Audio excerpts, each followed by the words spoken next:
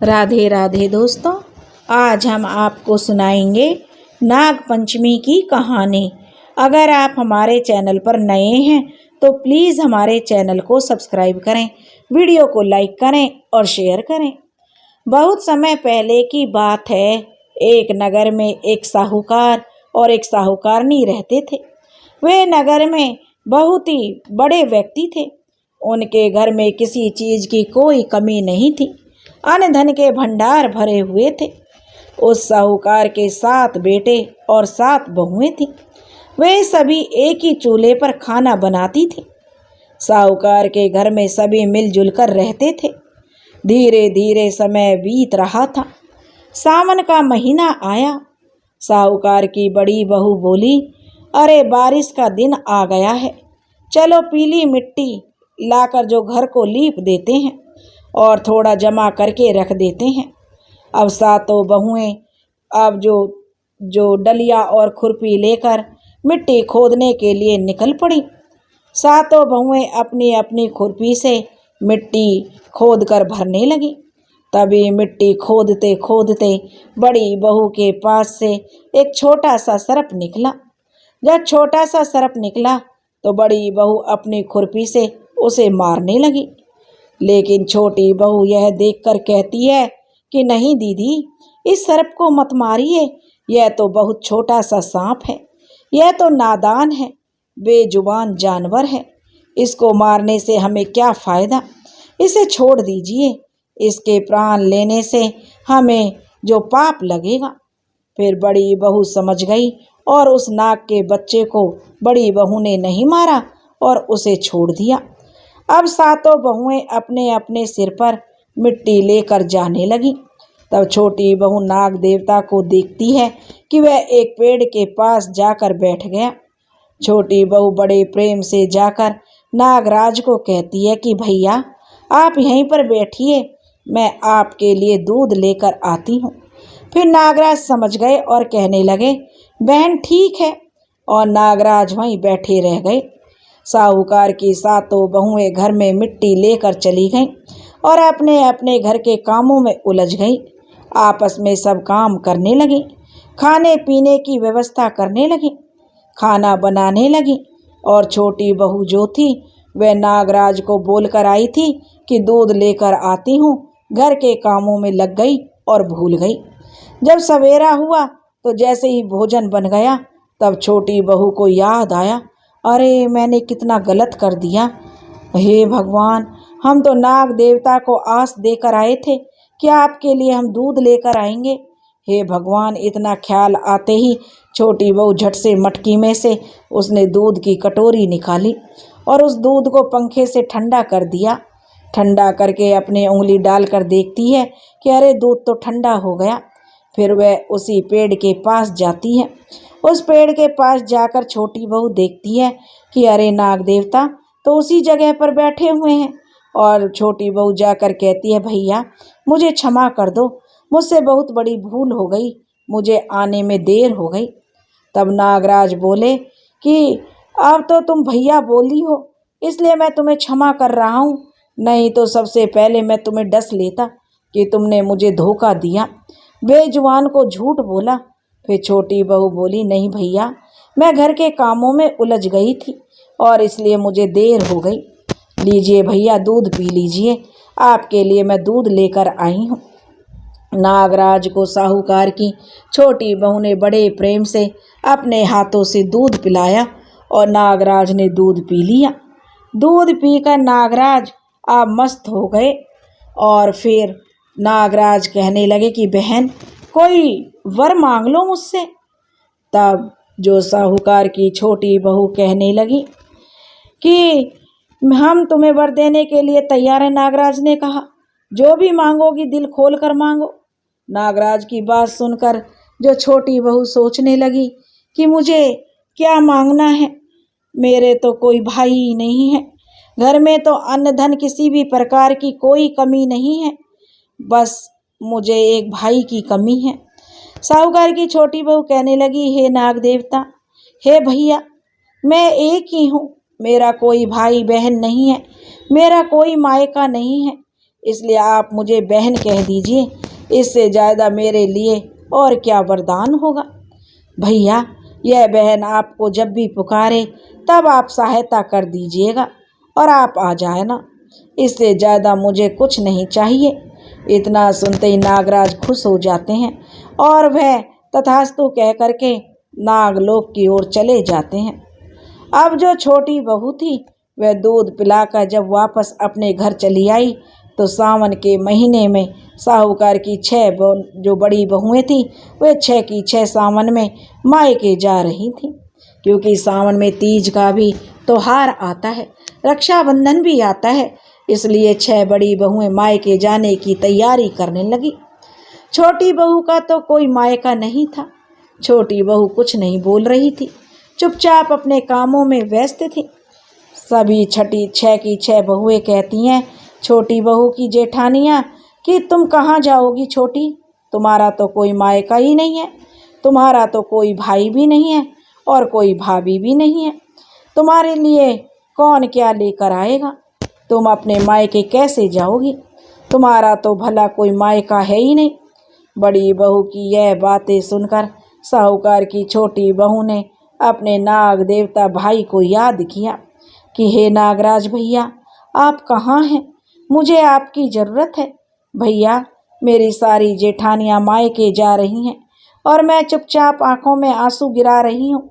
सबके मायके से चूनर आया है भैया, सबके मायके से सिंजारा आया है भैया, मैं तो एक अभागन हूँ, मेरा तो कोई मायका नहीं है, मेरे तो माता पिता भी नहीं हैं, मेरे तो भैया भाभी भी नहीं हैं, तो मैं अपने मायके में बिल्कुल अनाथ हूँ। यह सुनकर बहू की पुकार सुनकर अब नागराज का ध्यान टूटा। वह सोचने लगे, अरे मेरी बहन मुझे पुकार रही है।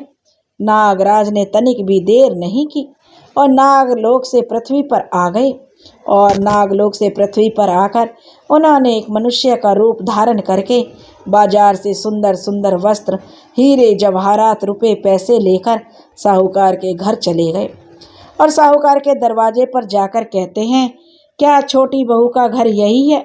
इतना सुनते ही साहूकार ने, यानी जो छोटी बहू की सास थी, वह कहती है कि हाँ यही है, आप कौन हैं? नागराज बोले, मैं छोटी बहू का भाई हूँ। फिर साहूकारनी बोली, अरे छोटी बहू का तो कोई भाई ही नहीं है, यह भाई कहाँ से आ गया? फिर नागराज बोले, मौसी आप नहीं जानती मुझे, जब मेरी बहन छोटी थी, जब बहन का जन्म हुआ था तब मैं उसी समय परदेश चला गया था। आज बहुत समय के बाद वापस आया हूँ। तब मेरी माँ ने मुझे कहा कि मेरी इकलौती बहन ससुराल में है, सावन का महीना है, क्या तुम अपनी बहन के लिए चूनर लेकर नहीं जाओगे, उसका सिंधारा लेकर नहीं जाओगे? इसलिए मौसी मैं आ गया हूँ। जो साहूकारनी थी उसने थैली हाथ में ली, फिर उसके भाई को अपने घर के अंदर लेकर गई और अंदर ले जाकर उसका खूब आदर सत्कार करवाया, उसकी खूब आवो भगत की, खूब खातिरदारी की। फिर साहूकार की छोटी बहू से साहूकारनी बोली कि अरे बहू, तुम्हारा भाई आया है, देखो सोना चांदी हीरे जवाहरात लेकर आया है, तेरे लिए चूनर लेकर आया है, मेरे लिए भी लेकर आए हैं, बहुत अच्छी अच्छी चूनर। नागराज कहते हैं, मौसी जी मैं अपनी बहन को जो विदा कराने आया हूँ अपने घर ले जाने के लिए, क्योंकि सावन का महीना है, क्या आप मेरी बहन को मेरे घर नहीं जाने देंगी? साहूकारनी हंसकर बोली, अरे ऐसे कैसे, क्यों नहीं, आपकी बहन है, अवश्य अपने मायके जाएगी। और जो साहूकार ने इतना कहकर अंदर चली गई और अपनी छोटी बहू से बोली, अरे बहू, तुम्हारे भाई तुम्हें ले जाने के लिए आए हैं। तब तक बड़ी जेठानी कहती है, ओहो भाई तो है ही नहीं इसके। तब कहती है, हाँ है भाई, हीरे जवाहरात सब कुछ लेकर आया है, एक सोने का झाड़ू भी दे देता है। तब तो सब जानते हैं कि उसका भाई तो बड़ा धनवाला है। सारी देवरानी जेठानियाँ मुंह बनाने लगती हैं। नागराज यह बातें सब सुनते हैं कि अगर भाई पैसे वाला है तो सोने की झाड़ू भी दे देता, और तनिक भी देर किए बिना कहते हैं, तो वो साथ लेकर आया हूँ। नागराज तुरंत बोले, अरे मौसी, यह सोने की झाड़ू तो मैं देना भूल गया, लो यह भी मैं साथ लेकर आया हूँ। और सोने की झाड़ू जो वह अपनी बहन की सास के हाथ में दे देता है। 6 की 6 बहुएं सोने का झाड़ू देखकर बहुत खुश हुई। अब साहूकार ने अपनी छोटी बहू को उसके साथ मायके के लिए विदा कर देती है। फिर छोटी बहू अपने भाई के साथ मायके जाने के लिए तैयार हो गई। पर छोटी बहू के मन में दुविधा थी कि मेरा तो कोई भाई नहीं है, यह कौन हो सकते हैं? यह वही नागराज भैया हो सकते हैं। वह भाई बहन जब कुछ ही दूर निकले तो कहते हैं कि बहन, तूने मुझे पहचाना नहीं? फिर छोटी बहू बोली, भैया हाँ, मैं पहचान चुकी हूँ, आप मेरे नाग देवता भैया हैं। फिर नागराज बोले, हाँ बहन, मैं तुम्हारा वादा पूरा करने आया हूँ, चलो मेरे घर, माँ ने तुम्हें बुलाया है। इस तरह से नागराज अपने नागलोक लेकर छोटी बहू को जाने लगे। नागलोक जाने के रास्ते पर दोनों बहन भाई पहुँच गए। फिर नागराज कहते हैं कि बहन, मैं तो अपने रूप में आ गया हूँ, मेरी पूँछ पकड़ के मेरे साथ चलना। फिर पूँछ पकड़कर छोटी बहू नागलोक चली गई। नागरानी देखती है तो कहती है कि अरे यह कौन है? फिर नागराज कहते हैं, माँ तुम नहीं जानती हो, मैंने आपको बताया था ना कि मेरे प्राण आज बड़े संकट से बचे हैं। आज मेरे प्राण चले जाते। बहुत सारी महिलाएं मिट्टी खोद रही थीं। एक स्त्री मुझे मारने ही वाली थी, तभी एक ने मेरे प्राण बचा लिए थे। मेरे प्राण बचाने वाली वह स्त्री और कोई नहीं, माँ यही मेरी बहन है। मैं इसका भाई हूँ, इसका कोई भाई नहीं है और मेरी कोई बहन नहीं है। फिर नागरानी जो थी वह बड़े प्यार से छोटी बहू को बेटी कहकर पुकारती है और अपने पास बिठा लेती है। उसे अच्छा अच्छा तरह तरह का भोजन खिलाती है, तरह तरह के गहने देती है, तरह तरह की साड़ियाँ देती है। इस तरह से वह उनके घर में रहने लगी। एक दिन नागराज की माता उससे कहा कि मैं किसी काम से बेटी बाहर जा रही हूँ, तो अपने भाई को जो ठंडा दूध पिला देना। उसे इस बात का अब छोटी बहू को ध्यान नहीं रहा। उसने सांप को गर्म दूध पिला दिया, जिससे उसका मुंह जल गया। यह देखकर जब उस नागराज की माता आई तो उसे बड़ा गुस्सा आया, परंतु नागराज के समझाने पर वह चुप हो गई। और वहाँ रहते रहते अब बहू को, जो साहूकार की छोटी बहू थी, बहुत दिन बीत गए। तब साहूकार की बहू कहती है कि माँ जी, अब मुझे अपने घर, अपने ससुराल जाना चाहिए। तब नागराज ने कहा, बहन को अब उसके घर भेजना चाहिए। फिर नागराज कहते हैं कि माँ, मेरी बहन अपने घर जाने के लिए कह रही है, इसे कुछ अच्छा उपहार दे दो, जिससे इसके सास ससुर जेठ जेठानियाँ, इसके पति मेरी बहन का खूब मान सम्मान करें। तब सर्प और उसकी माता ने उसे बहुत सा सोना चांदी, जवाहरात, वस्त्र, आभूषण आदि दिए। नागरानी कहती है कि यह हीरे और मणि का एक हार भी इसे हम देंगे, जिसे देखकर सभी लोग जो चुप रहेंगे। और नागराज कहते हैं, हाँ माँ, इससे बड़ा उपहार और कोई नहीं हो सकता। नागरानी और नागराज मिलकर मणि और हीरे का एक सुंदर सा हार बनवाकर छोटी बहू के गले में पहना देते हैं। जब छोटी बहू ने नागमणि का हार पहना तो उसका बदन चमकने लगा, उसका चेहरा खूबसूरत लगने लगा। जब बहू अपना बदन देखती तो कहती कि अहो, मेरा शरीर तो गहनों में बहुत सुंदर लग रहा है, हार से तो मेरा बदन बहुत चमक रहा है। फिर उसका भाई नागराज अपनी बहन को छोड़ने के लिए काफ़ी दूर तक गया। उसके बाद बहन अपने आप जो ससुराल अकेले चली गई। अब बहुत सारे कपड़े, बहुत सारे गहने लेकर छोटी बहू अपने ससुराल गई तो 6 की 6 जेठानियाँ, जो उनके मायके से तो इतना सब कुछ नहीं मिला था, पर छोटी बहू को देखकर सभी हैरान रह गईं। इतना सारा ढेर सारा धन देखकर बड़ी बहुएं उससे जलने लगीं और कहने लगी, तेरा भाई तो बड़ा धन वाला है। अब सांप ने छोटी बहू को जो हीरे मणियों का एक अद्भुत हार दिया था, उसकी प्रशंसा तो अब चारों तरफ फैल चुकी थी। हार की पूरे गांव में प्रशंसा होने लगी। अब साहूकार के घर में किसी भी चीज़ की कोई कमी नहीं रही। उस मणि के आने से गले के हाथ में जो मणि थी, जो बहू के हाथ में, उसके आने से घर में धन संपत्ति का आह्वान होने लगा। घर में किसी चीज़ की कोई कमी नहीं रही। अब तो दिन दूनी रात चौगनी धन संपत्ति बढ़ने लगी। धीरे धीरे अब समय बीतने लगा। गांव के लोग अब उस हार को देखने जाने लगे।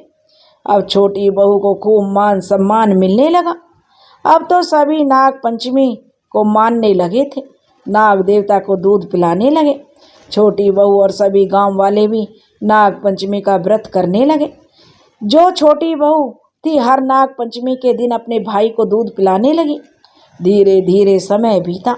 उस हार की प्रशंसा राज्य की जो उस राज्य का राजा था, उसकी जो रानी थी, उसने भी सुनी। वह राजा से बोली, रानी, हे स्वामी, सेठ जी की छोटी बहू का हार मुझे चाहिए। ऐसा हार तो रानी के पास होना चाहिए। भला उस बहू के पास उस हार का क्या काम है। राजा ने अब अपने मंत्री को हुक्म दिया कि जाओ और तुरंत साहूकार की बहू से वह हार तुरंत लेकर आओ। मंत्री ने सेठ जी से जाकर कहा कि महारानी जी को छोटी बहू का हार चाहिए, वह हार रानी पहनेंगी। राजा ने सख्त आदेश दिया है, हमें वह हार दे दो। अब साहूकार ने डर के कारण छोटी बहू से हार लेकर उन्हें दे दिया। छोटी बहू को यह बात बहुत बुरी लगी। उसने अपने सांप भाई को याद किया और उससे प्रार्थना करने लगी कि भैया, रानी ने मुझसे मेरा हार छीन लिया है। आप कुछ ऐसा करो जैसे ही रानी उस हार को पहने तो वह सर्प बन जाए, और जब वह मुझे वापस लौटा दे तो वह हार हीरो और मणियों का हो जाए। अब सर्प देवता ने ठीक वैसा ही किया। जैसे ही रानी ने हार पहना, वैसे ही वह सांप में बदल गया। यह देखकर रानी चौंक पड़ी और डर गई। यह देखकर राजा ने साहूकार के पास खबर भेजी कि छोटी बहू को तुरंत भेजो। अब साहूकार जी स्वयं छोटी बहू को लेकर राजा के दरबार में उपस्थित हुए। राजा ने छोटी बहू से पूछा कि छोटी बहू, तुमने क्या जादू किया है, मैं तुम्हें दंड दूंगा। छोटी बहू बोली कि हे राजन, धृष्टता माफ कीजिए, मेरी गलती के लिए क्षमा कीजिए। यह हार ही ऐसा है, मेरे गले में हीरों और मणियों का रहता है, और अगर कोई और इसे पहनता है तो उसके गले में सर्प बन जाता है। यह सुनकर राजा ने वह सर्प बना हार उस छोटी बहू को देकर कहा कि अभी इसे पहनकर दिखाओ। छोटी बहू ने जैसे ही उसे पहना और वैसे ही वह हार हीरो और मणियों का हो गया। यह देखकर राजा ने प्रसन्न होकर उस छोटी बहू को बहुत सी स्वर्ण मुद्राएं दी पुरस्कार में।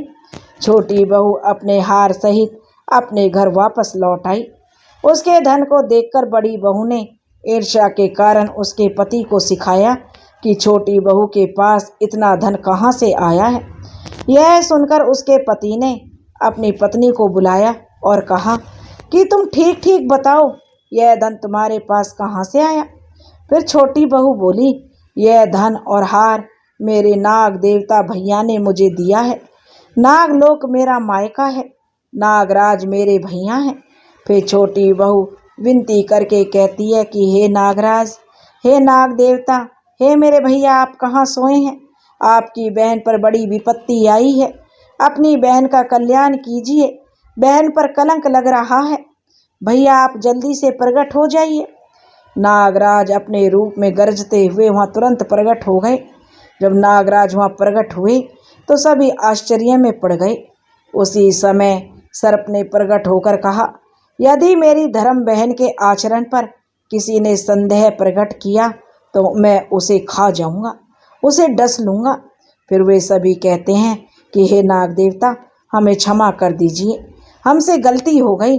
फिर नागराज कहते हैं, मेरी बहन की ओर कोई भी आंख उठाकर मत देखना, क्योंकि यह हार जो है मेरा दिया हुआ है।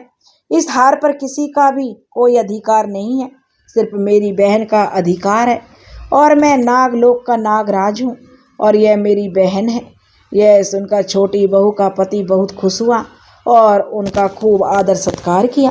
फिर नागराज बोले, आज के दिन से सब नाग पंचमी मनाइएगा, क्योंकि उस दिन नाग पंचमी का दिन यानी पंचमी का दिन था और नाग भाई बना था, इसलिए नाग पंचमी मनाइएगा। आज सावन मास के कृष्ण पक्ष की पंचमी तिथि है। आज सभी लोग नाग देवता को दूध पिलाइए, जीवन में कभी कोई दुख नहीं आएगा।